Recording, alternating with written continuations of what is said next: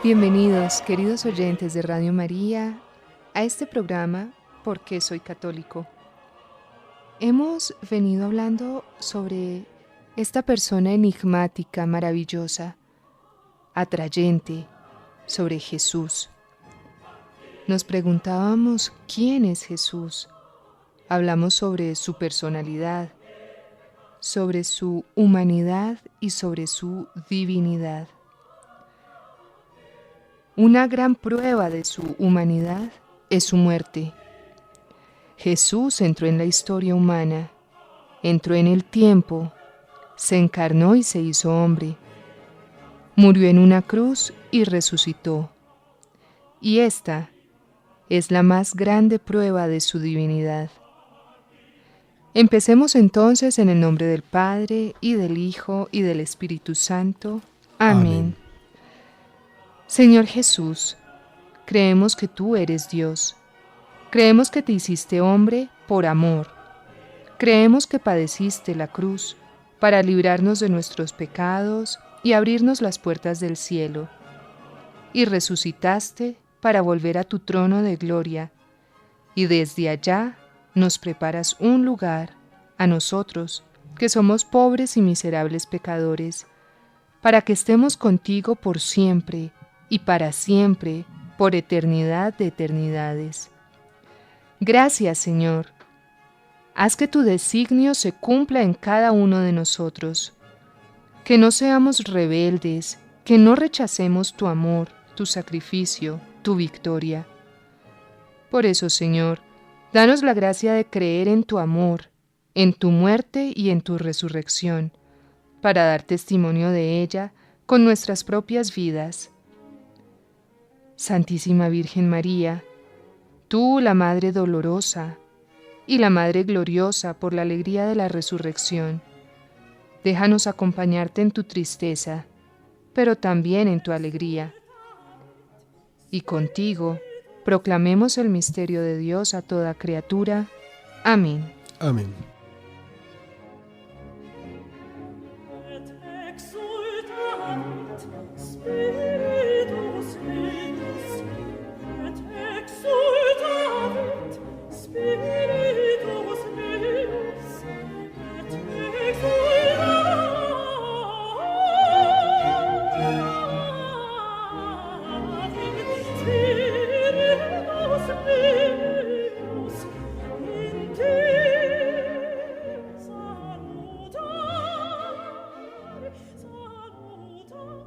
Jesús en San Juan capítulo 14 versículo 2 dijo: No se turbe vuestro corazón, creed en Dios, creed también en mí.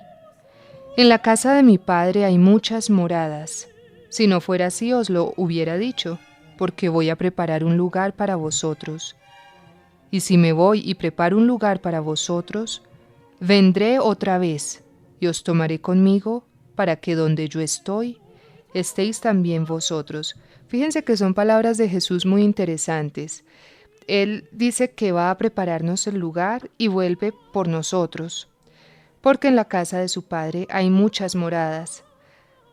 Semejante a esta enseñanza es la de Santa Teresa de Ávila, conocida como Santa Teresa de Jesús, la Grande.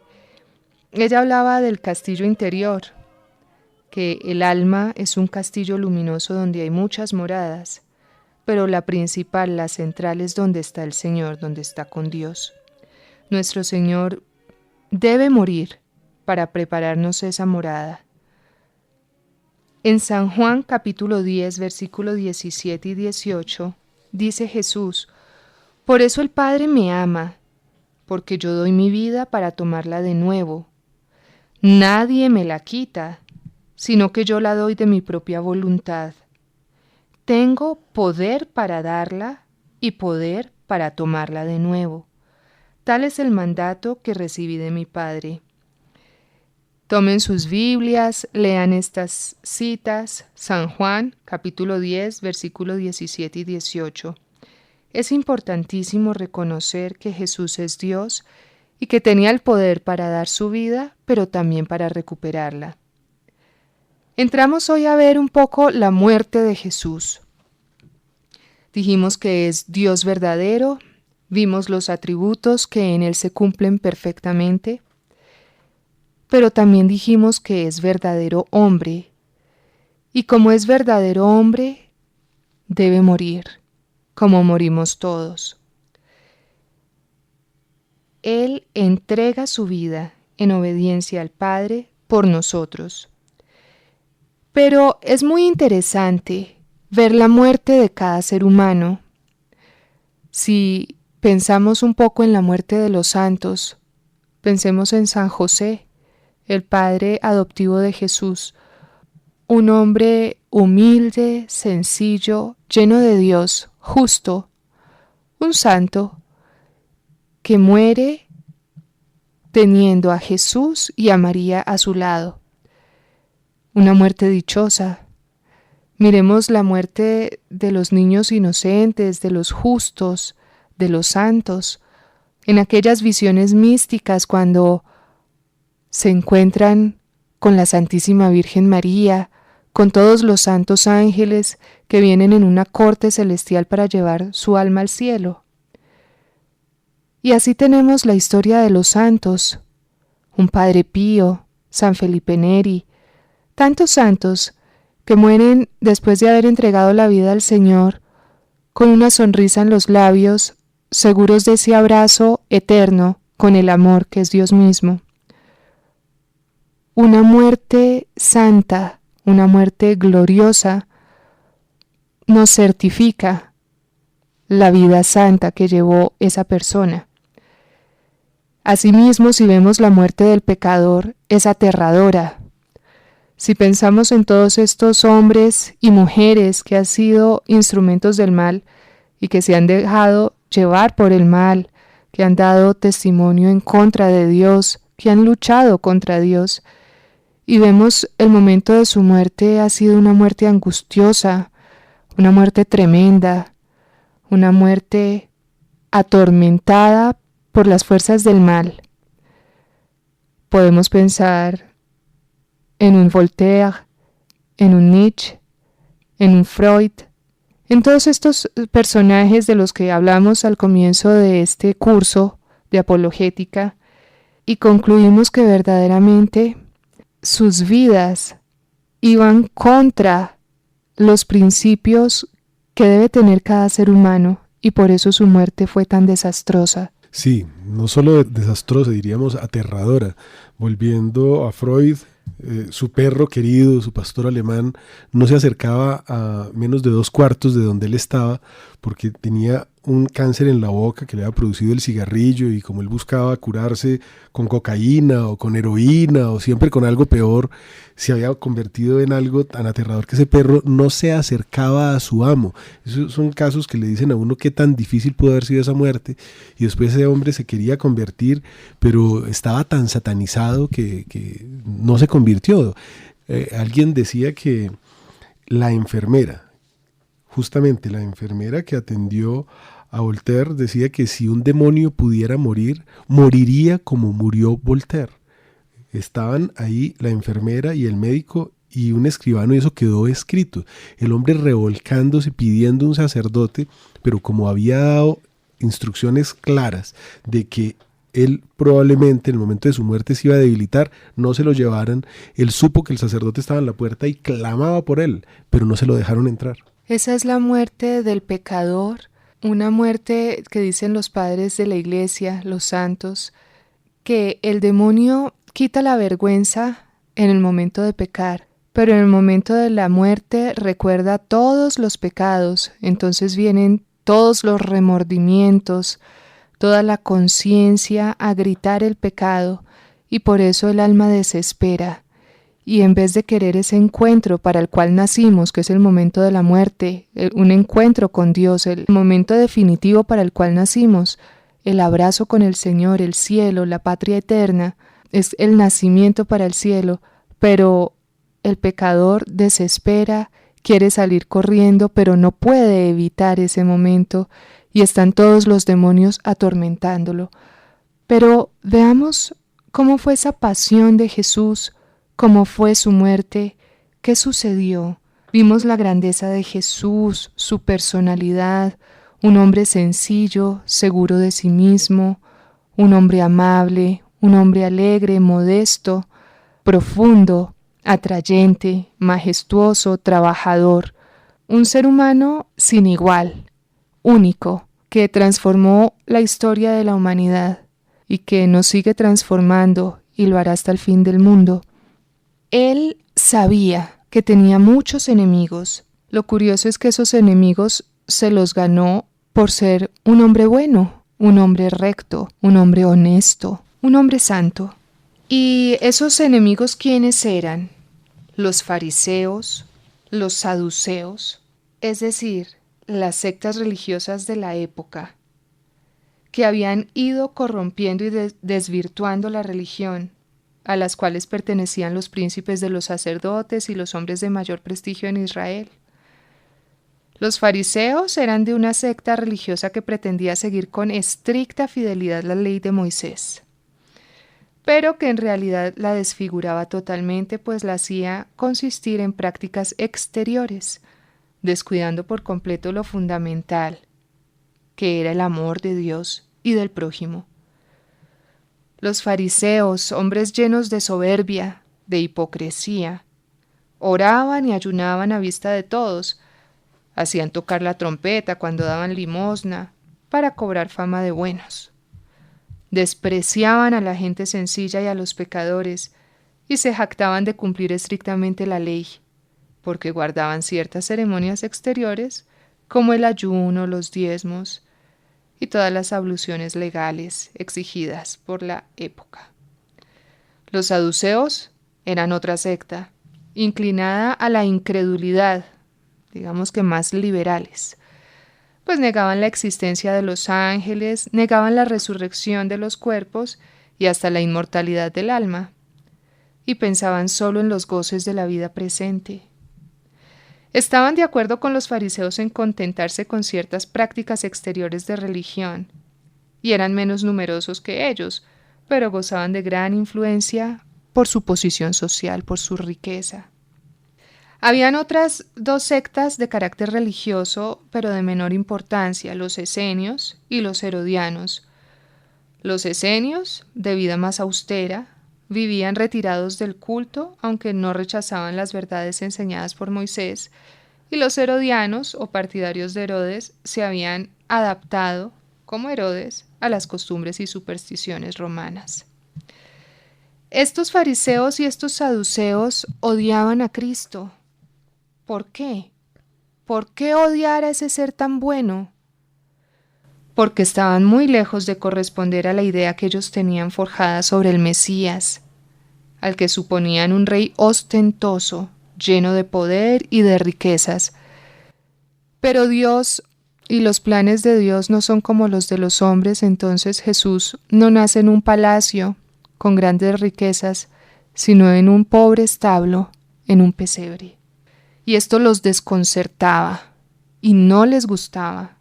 Además, odiaban a Jesús porque contrariaba sus ideales terrenos de ambición, de honores, de deleites, de poder de este mundo. Y lo más terrible, lo odiaban por envidia, pues las muchedumbres seguían a Cristo y abrazaban su doctrina, es decir, lo amaban, se estaban convirtiendo de verdad y ellos no podían perder su poder político y religioso. Y la envidia es un pecado no solamente de los 7 pecados capitales, sino que es un pecado que caracteriza al demonio. Es el envidioso por excelencia. Es el pecado y es el odio por el bien ajeno. Entonces es un pecado terrible porque tú estás sintiendo dolor por el bien ajeno. Y esto le pasaba al sumo pontífice de la época. El sumo sacerdote es el sumo pontífice Anás, que vendía por años su pontificado. Entonces otro podía venir y ser pontífice, como lo era Caifás el año que mataron a Cristo. Anás era el dueño de los famosos bazares de Anás, que controlaban la venta de los animales para los sacrificios, lo cual era un negocio gigantesco. Habían 800,000 personas el año que crucificaron a Jesús en Jerusalén, y todos tenían qué sacrificar, sea una palomita, es decir, se sacrificaban animales y el dueño de eso era Anás, aparte era el jefe de los cambistas del templo. Es decir, el mesianismo de Jesús era una amenaza directa para su negocio, para su empresa, que estaba ubicada dentro del templo. Entonces imagínense lo que sucedió cuando viene Jesús, hace un látigo y dice, han convertido la casa de mi padre en una cueva de ladrones. Unos tipos que eran descritos como codiciosos como serpientes, vengativos, eran hombres groseros, astutos, hipócritas, eran gente realmente mala. Pilatos era un tipo supersticioso, egoísta e inmoral. Y Herodes pues era un tipo que estaba ocupando un puesto que no debía. Es decir, Cristo no podía nacer en esas altas cumbres. Y efectivamente odiaban a Jesús porque Él, con su mansedumbre, con su humildad, con su santa libertad, les reprochaba sus vicios, especialmente su orgullo, su hipocresía, su completo abandono del amor a Dios y al prójimo, y lo odiaban y lo envidiaban hasta tal punto que resolvieron matarlo. Y ahí comienza la pasión de Jesús. Jesús, en primer lugar, sabía que él debía padecer y morir. En Isaías capítulo 52 versículos 13 al 15, habla sobre la exaltación del siervo por medio de su humillación. He aquí mi siervo, dice Isaías, será prosperado, será elevado, será engrandecido y exaltado, y será puesto muy en alto. Como se asombraron de él muchos, de tal manera fue desfigurado de los hombres su parecer, y su hermosura más que la de los hijos de los hombres, así asombrará él a muchas naciones. Los reyes cerrarán ante él la boca, porque verán lo que nunca les fue contado, y entenderán lo que jamás habían oído. Despreciado y desechado, ¿quién ha creído a nuestro anuncio? ¿Y sobre quién se ha manifestado el brazo de Yahvé? Subirá cual renuevo delante de él y como raíz de tierra seca. No hay parecer en él, ni hermosura. Le veremos, mas sin atractivo para que le deseemos. Despreciado y desechado entre los hombres, varón de dolores, experimentado en quebranto y sufrimiento, y como que escondimos de él el rostro. Fue menospreciado y no lo estimamos. Ciertamente, llevó él nuestras enfermedades y sufrió nuestros dolores, y nosotros le tuvimos por azotado, por herido de Dios y abatido. Mas él, herido, fue por nuestras rebeliones, molido por nuestros pecados. El castigo de nuestra paz fue sobre él, y por sus llagas hemos sido curados. Todos nosotros nos descarriamos como ovejas, cada cual se apartó por su camino. Mas Yahvé cargó en él el pecado de todos nosotros. Angustiado él y afligido, no abrió su boca.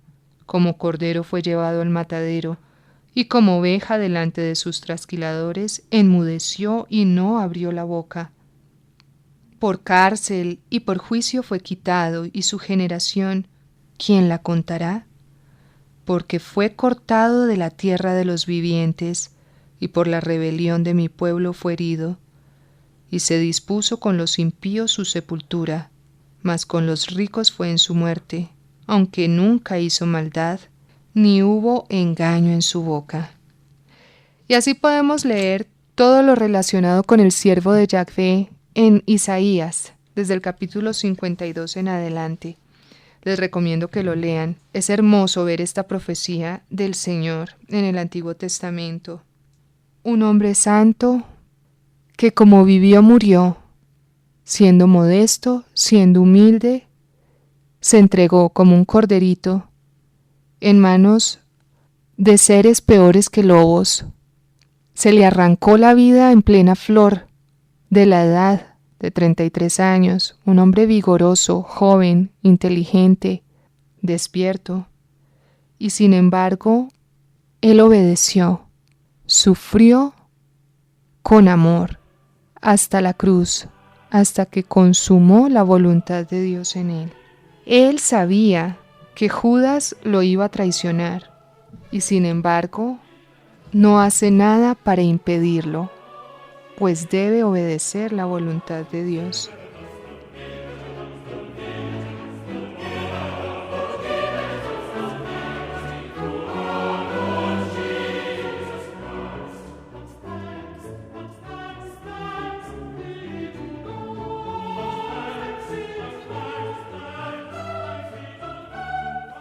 Antes de que podamos demostrar que Jesús resucitó de entre los muertos, tenemos que probar que realmente murió.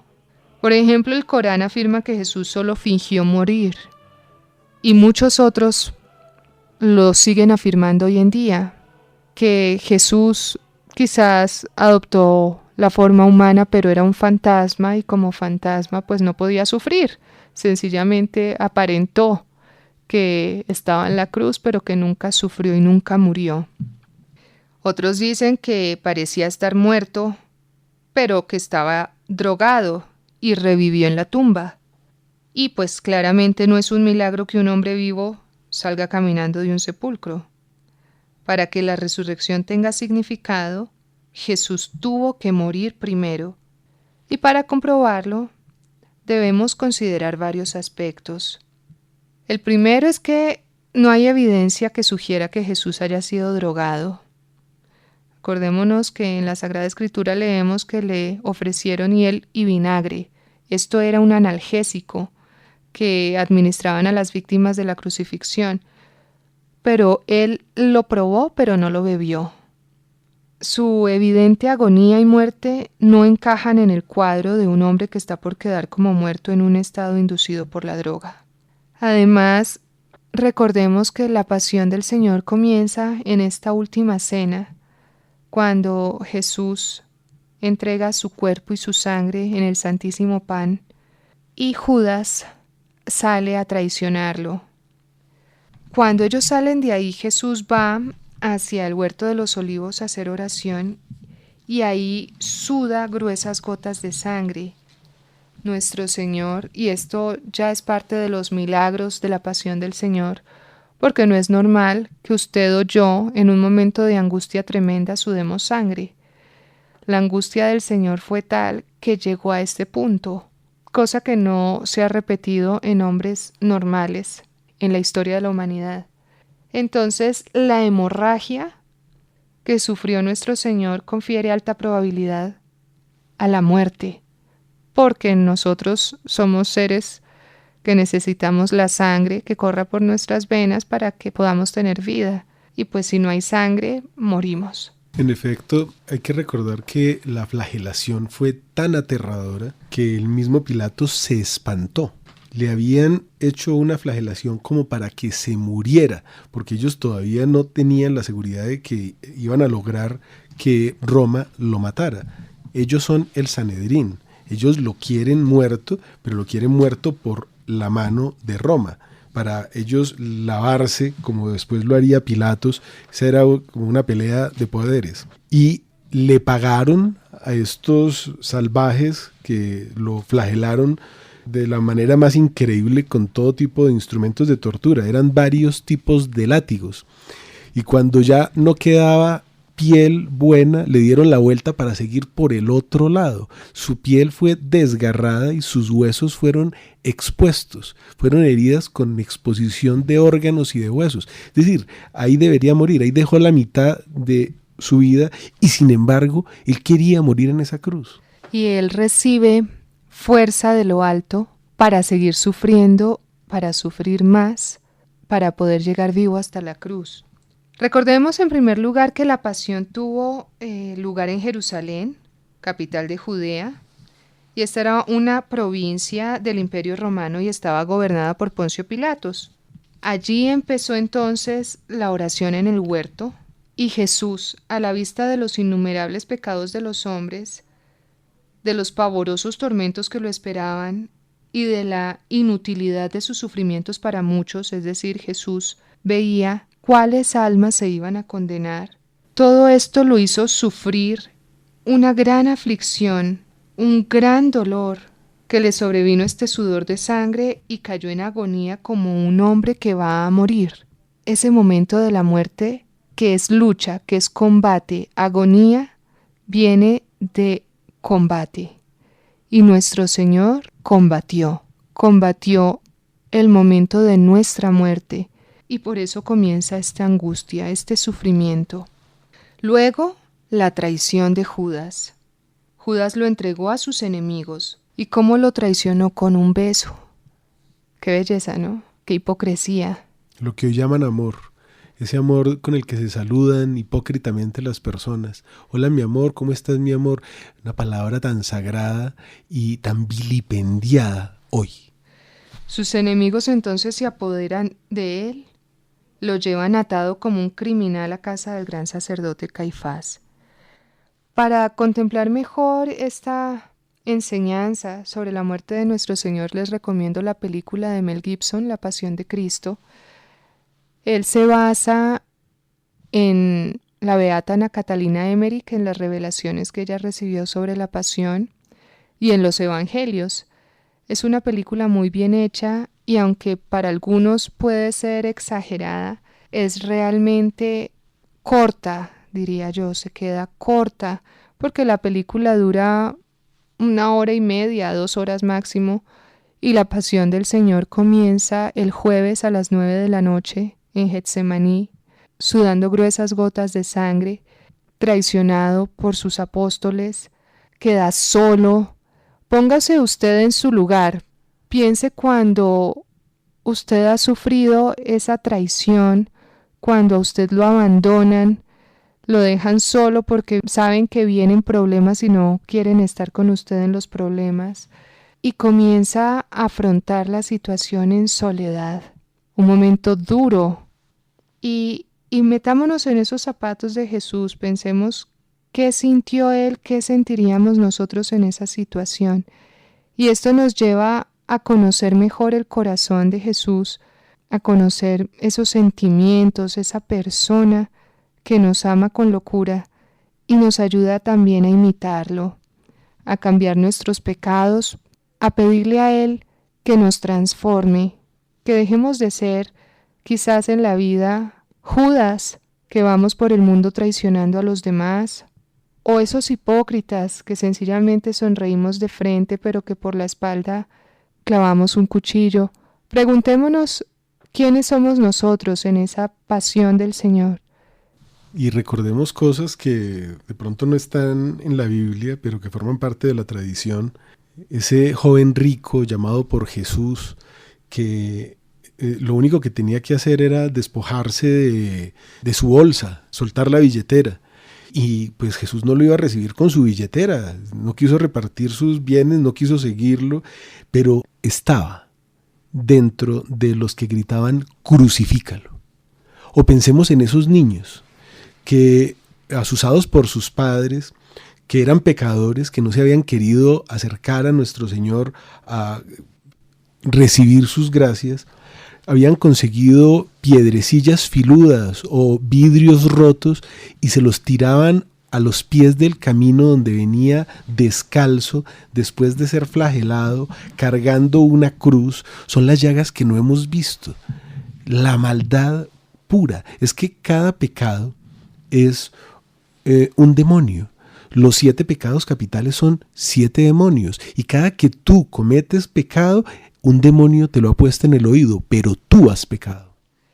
Y nuestro Señor compareció ante 4 tribunales, 2 religiosos presididos por Anás y Caifás, donde estaban reunidos los príncipes de los sacerdotes y los escribas, y 2 civiles, el de Pilatos, gobernador de Judea, y el de Herodes, gobernador de Galilea, a quien lo remitió Pilatos, al saber que Cristo era Galileo. Jesús sufrió toda suerte de oprobios, no hubo nada que no hubiera sufrido. Fue abofeteado, fue escupido, la humillación de ser escupido no tiene palabras.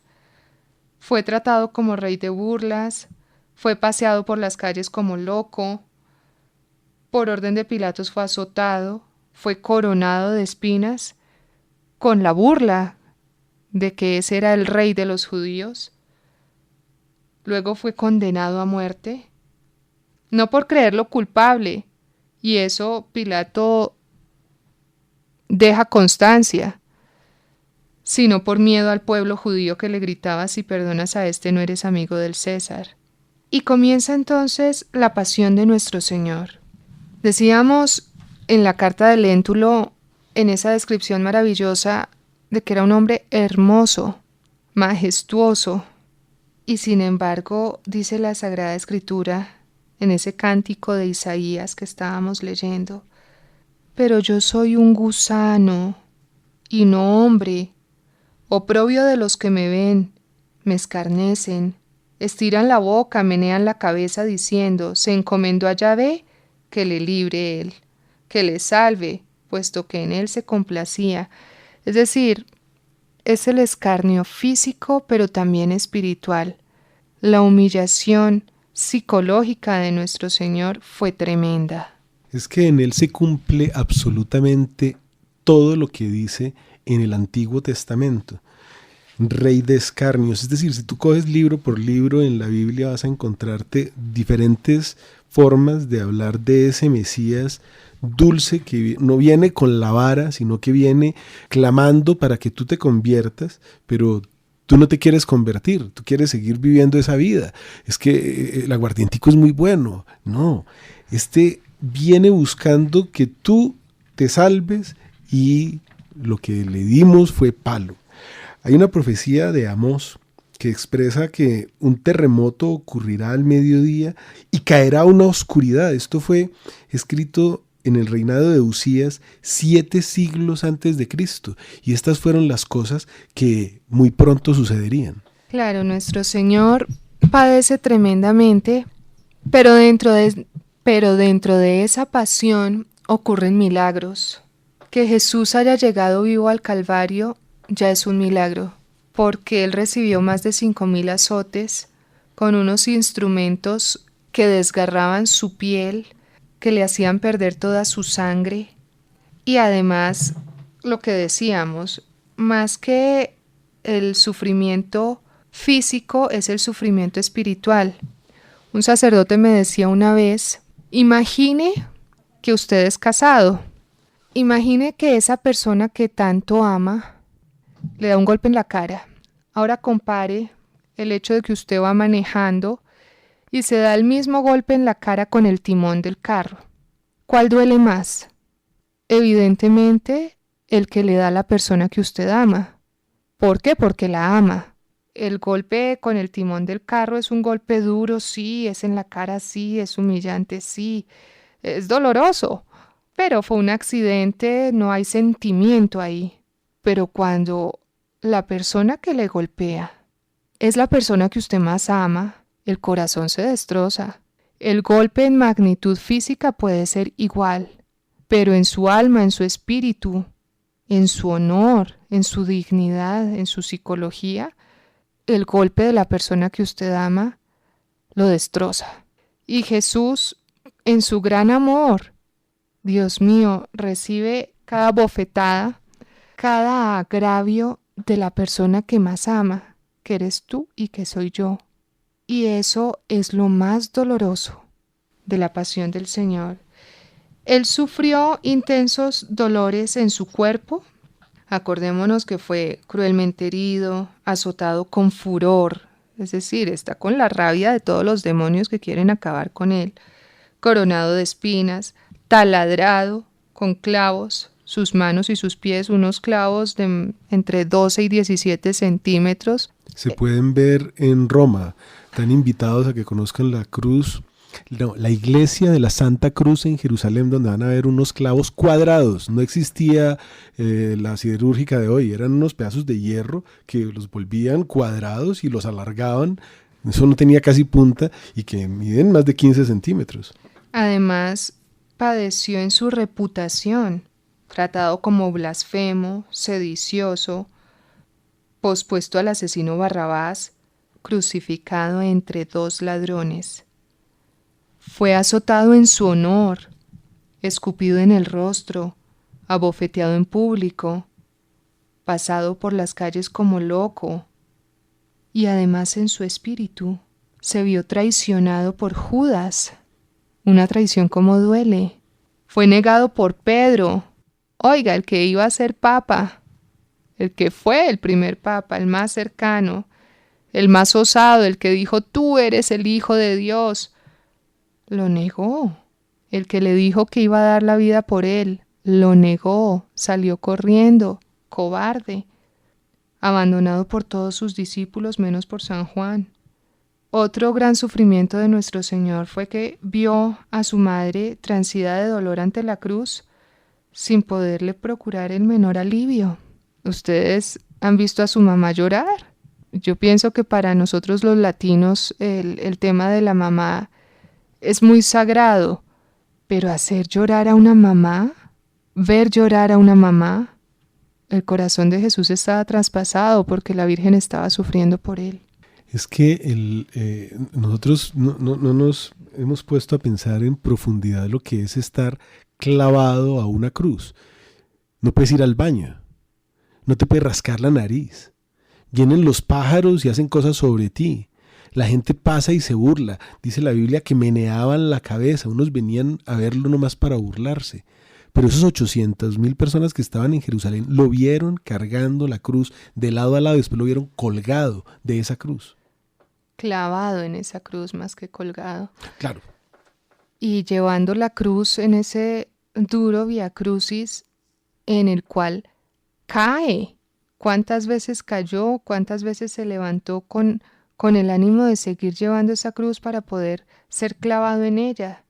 Esto es un milagro. Nuestro Señor ya con la flagelación debía morir.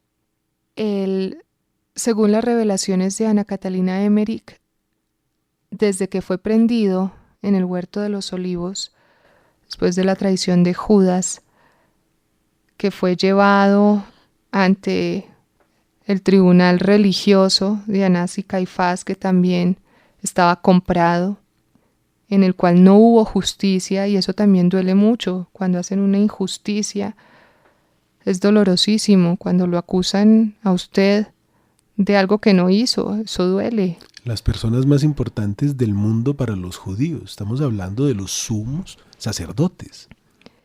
Y estuvo entonces encarcelado, después de que lo maltrataron, lo humillaron, y lo encadenan y queda de pie. Él no puede dormir esa noche, él está de pie, atado, sin poder beber una gota de agua, hasta que al día siguiente lo llevan ante estos tribunales y deciden flagelarlo. Y esa escena de la película de la Pasión, que creo que dura máximo 10 minutos, la flagelación, que a uno le traspasa el alma, duró horas y la Santísima Virgen María estaba ahí.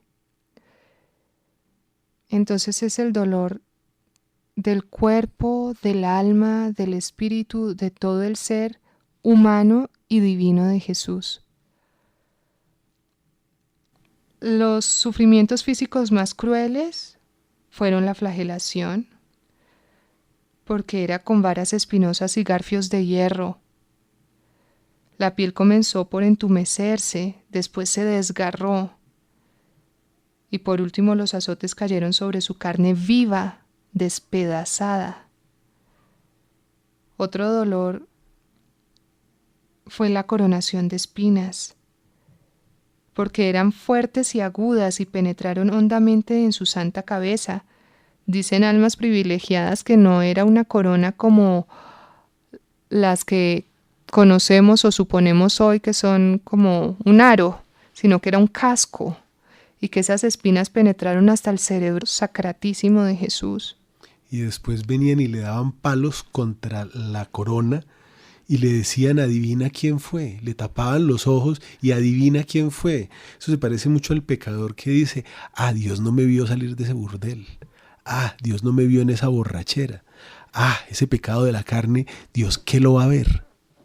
Otro de los sufrimientos físicos más crueles fue el nuevo desgarramiento de su carne al quitarle los vestidos para la crucifixión, porque se los arrancaron y ya los vestidos estaban pegados a la carne viva. Y al separarlos se abrieron cruelmente todas las llagas. Así permaneció a la intemperie de los elementos durante las 3 horas de la crucifixión. Por supuesto, uno de los dolores más fuertes fue el de el enclavamiento en la cruz. Fue un suplicio de inconcebible dolor. Los clavos, al penetrar sus manos y sus pies, desgarraron sus nervios y tendones y separaron sus huesos. Finalmente, cuando elevan esa cruz, permaneció 3 horas en cruz, posición de suyo muy dolorosa. Intenten ustedes rezar 5 credos con los brazos en cruz, a ver cómo se sienten en el quinto, si es que llegan. Es una posición súper incómoda. Se nos olvidó decir que lo descoyuntaron porque los huecos estaban en el palo y el hueco no quedó a la distancia de las manos. Entonces lo amarraron de los brazos y se lo salaron y lo descoyuntaron, le sacaron las coyunturas para que alcanzara el hueco. Además, la sed, causada por todo lo que había tenido que caminar, por sus muchas heridas y por la pérdida de sangre. Para el que tiene heridas, el mayor de los tormentos es el de la sed. También lo fue para Cristo. Y el único de que se quejó, tendría que haber sido tremenda la sed.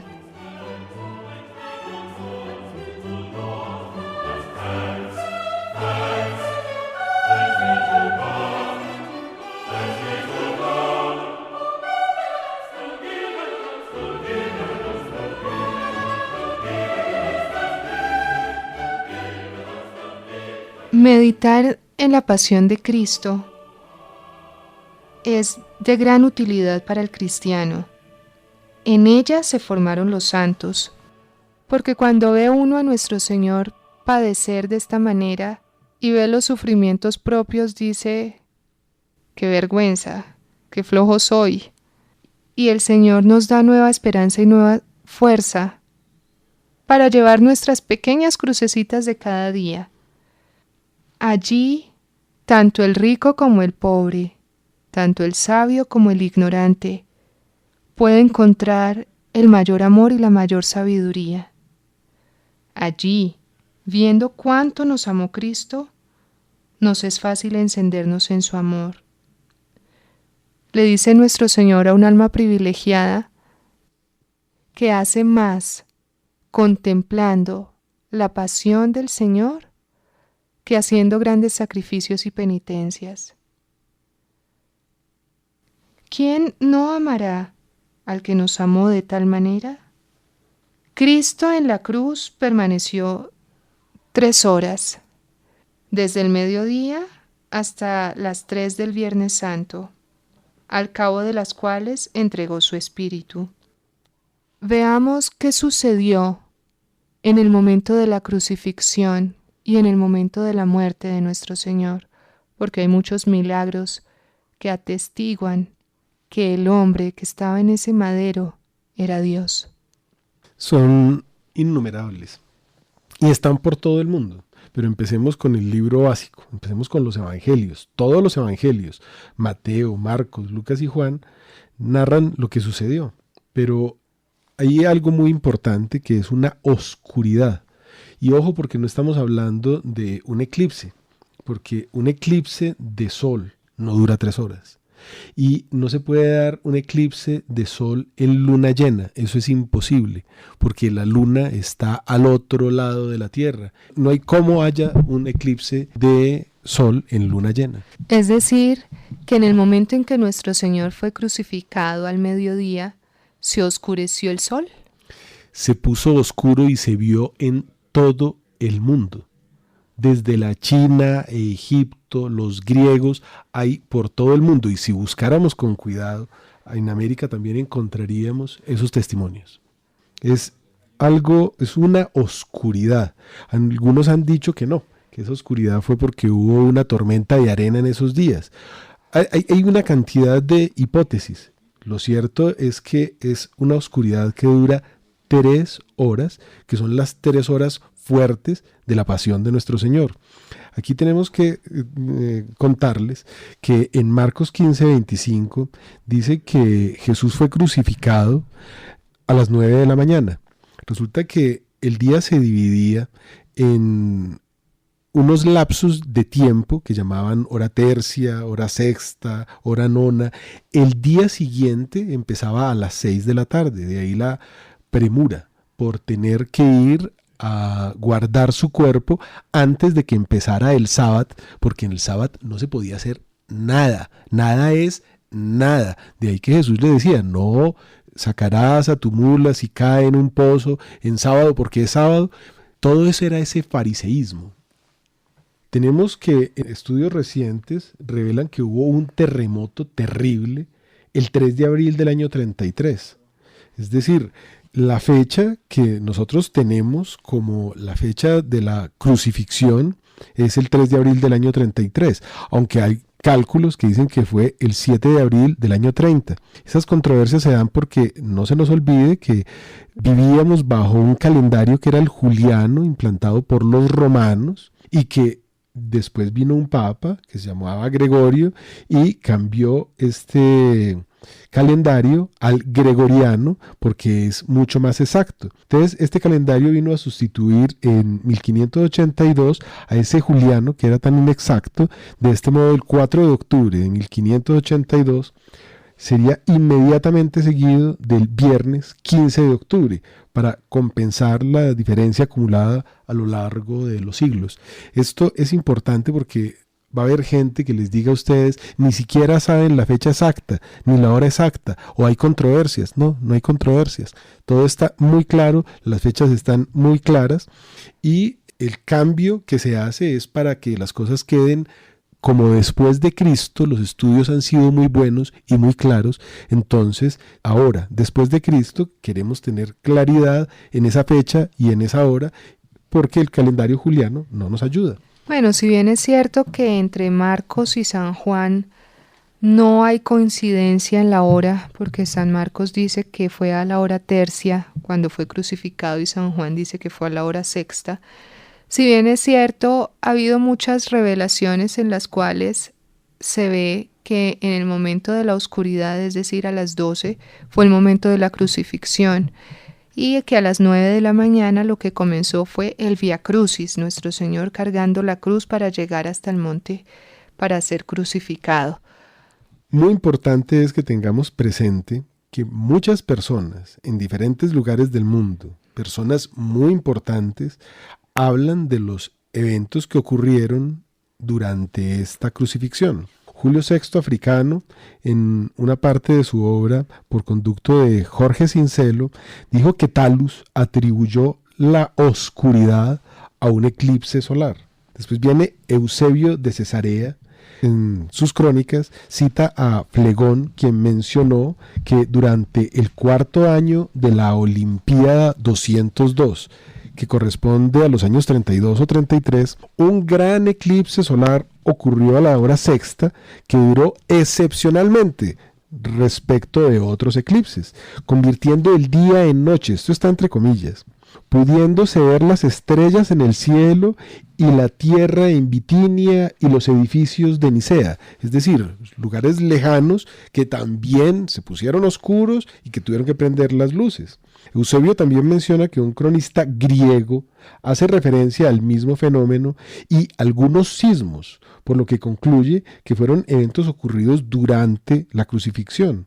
Después tenemos a Tertuliano, muy conocido, quien dice en su Apologéticos que se atribuyeron indudablemente la oscuridad a un eclipse, pero que es imposible que haya un eclipse. Entonces se refiere después a la Biblia, que ustedes deberían darse cuenta que ese portento ya estaba escrito. Es decir, que hasta la naturaleza reconoce quién es el Señor. Entonces el sol se oculta, queda la tierra en tinieblas, porque Jesús, que es la luz del mundo, está crucificado. Pero fíjense que Zacarías, en el capítulo 14, dice: huiréis por el valle de Hinnom que llega al valle de los montes hasta Azaal. Huiréis como huiste cuando el terremoto en los días del rey Usías de Judá. Entonces vendrá el Señor, mi Dios, y con él todos los santos. Parece un poco raro la cita. Lo que tenemos que tener en cuenta es que durante este terremoto se partieron las tumbas, se abrieron los sepulcros y salieron los muertos. Hubo más de 100 apariciones solamente en la ciudad de Jerusalén de los patriarcas que fueron a sus familias, que fueron donde personas prestantes y les dijeron lo que había acabado de ocurrir. Estaban siendo liberados de lo que se llamó por parte de Jesús el seno de Abraham. Pues tan tremendo el terremoto, tan impresionante la forma en que Jesús murió, que hasta el centurión romano tuvo que reconocerlo cuando se quita su casco y dice, mirando a Jesús, verdaderamente este hombre era hijo de Dios. Casio, que fue el hombre que estaba ahí presente, metiéndole la lanza de lado a lado del cuerpo por orden de los romanos, cae de rodillas. Él tenía problemas de vista, se estaba quedando ciego, y el agua que brota del cuerpo de nuestro Señor lo sana. Casio es también llamado Longinos. Y hoy es San Longinos, es santo, él se hace santo y después es sacrificado, como fueron sacrificados todos los cristianos. Es algo muy fuerte. En Mateo 27:51 dice, las tumbas se abrieron por el terremoto. Esto ocurrió inmediatamente después de la muerte de Jesús. Partió las rocas de los sepulcros de los santos. Ana Catalina Emmerich en sus revelaciones dice que en Tirsa las torres de la cárcel se hundieron. Muchos edificios se desplomaron en Cafarnaún. El lago Tiberíades cambió de forma. El lugar donde se hizo el milagro, uno de los milagros de la multiplicación de los panes, la piedra se partió. En Decápolis ciudades enteras se hundieron. La mitad de la sinagoga de Nazaret se hundió. El río Jordán cambió de dirección en muchos sitios. Muchísimos leprosos se sanaron. Es decir, estamos hablando de un acontecimiento, la tierra vibraba, el cielo se conmovía. Es que moría Dios. Y algo muy importante y que para los judíos debía ser una palabra directa al corazón es que el velo del templo se rasgó. Con el terremoto, ese santo de los santos que era secreto, que era inalcanzable, se rompe, queda a la vista de todos. Y ahí ellos entendieron que Jesús era el Hijo de Dios. La rotura del velo del templo había sido prevista y está después del acontecimiento en diferentes libros. Está escrita por el romano Tácito en las historias, está escrita por el historiador judío Flavio Josefo en las guerras judías y está en el Talmud. Todos ellos hacen referencia a una gran catástrofe anunciando la destrucción inminente del templo que ocurrió en el santuario en ese mismo momento. Y es que la ruptura del velo no era cualquier cosa, ahí estaba Dios. Desde el momento en que se llevaba el arca a través del Sinaí, esta arca se ponía en una carpa que se dividía en dos, donde estaba el Sanctum Sanctorum, protegido por un velo, hasta ya el momento en que tenemos un gran templo y un gran velo.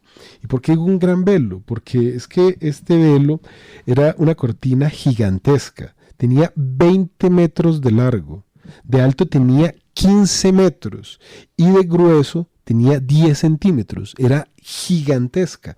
Para poder alzarla se necesitaban 300 hombres. Estaba compuesta por 72 cuadrados cosidos y era la barrera entre Dios y el hombre. Estamos hablando de algo muy grande que estaba sucediendo. Estamos hablando de muertos que vuelven a la vida, todas las profecías cumplidas, todo estaba consumado. Las palabras de nuestro Señor son ahí tremendas, pero los milagros eran por miles. Viene la Verónica durante el Vía Crucis y le tiende a Jesús un velo o un lienzo y el rostro de Jesús queda marcado en esta tela que hoy está en el Vaticano. A propósito, todos los elementos, toda nuestra historia, todo lo que ha sucedido es comprobado, comprobable y todos los elementos los tiene la Iglesia. Entonces, estamos hablando de las cosas más grandes de las que podamos tener conocimiento. Bueno, queridos oyentes, se nos ha acabado el tiempo, pero vamos a continuar viendo los milagros en la pasión de nuestro Señor y, por supuesto, el gran milagro que es la resurrección de nuestro Señor. Así que no se la pierda. En el segundo y cuarto miércoles de cada mes nos encontraremos para dar razón de nuestra fe. Encomendémonos a la Santísima Virgen María, entreguemos nuestra fe, nuestra pequeñita fe, a la Santísima Virgen María para que ella nos ayude a que crezca. Dios te salve María, llena eres de gracia, el Señor es contigo, bendita tú eres entre todas las mujeres y bendito es el fruto de tu vientre, Jesús. Santa María, Madre de Dios, ruega por nosotros los pecadores, ahora y en la hora de nuestra muerte. Amén. Dios los bendiga, hasta la próxima.